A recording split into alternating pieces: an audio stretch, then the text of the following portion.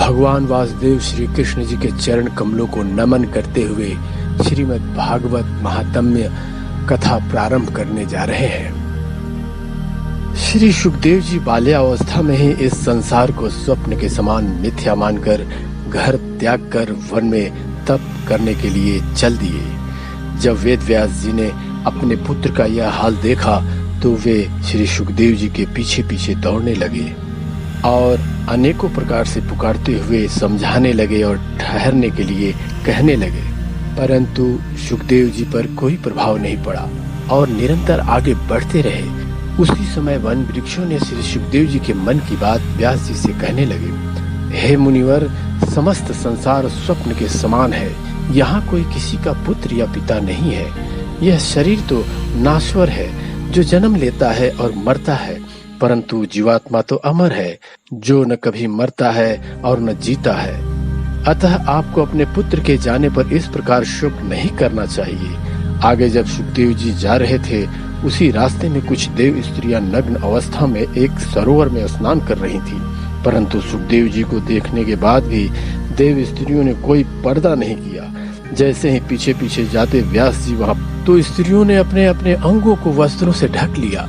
ऐसा देख वेद व्यास जी उन स्त्रियों से पूछे कि मेरे युवा पुत्र के जाने पर आप लोगों ने कोई पर्दा नहीं किया, परंतु मुझ वृद्ध के आने पर आपने पर्दा किया, इसका क्या कारण है? उत्तर देते हुए स्त्रियों ने कहा, आपके पुत्र सुखदेव जी परमहंस है। वे स्त्री पुरुष में कोई भेद नहीं समझते, परंतु आप इस भेद को जानते हैं, इसलिए आपको देखकर हमने अपने अंगों को वस्त्रों से ढक लिया।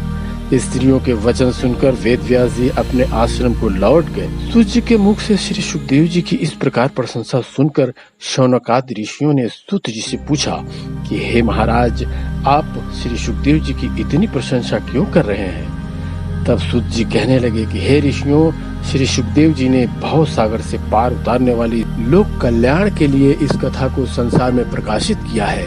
वे ऋषियों में महर्षि, गुरुओं में भी गुरु है, अतः आप लोग उनकी महत्ता के संबंध में कोई संदेह न करें। सूत जी की ऐसी बात सुनकर ऋषियों का संदेह जाते रहा।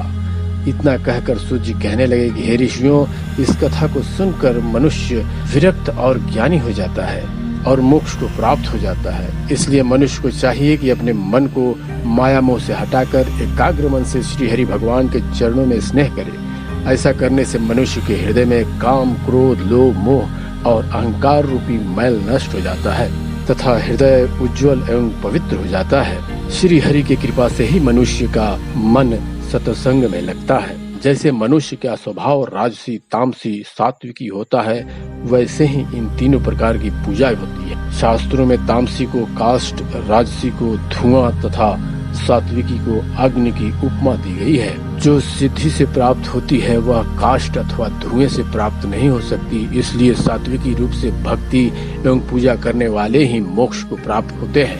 संसार में जितने भी धर्म, यज्ञ, तप, व्रत आदि हैं, वह सब जगत पिता परमात्मा के रूप से लय हो जाते हैं। जैसे बरसाती नदी नालों का जल समुद्र में समा जाता है,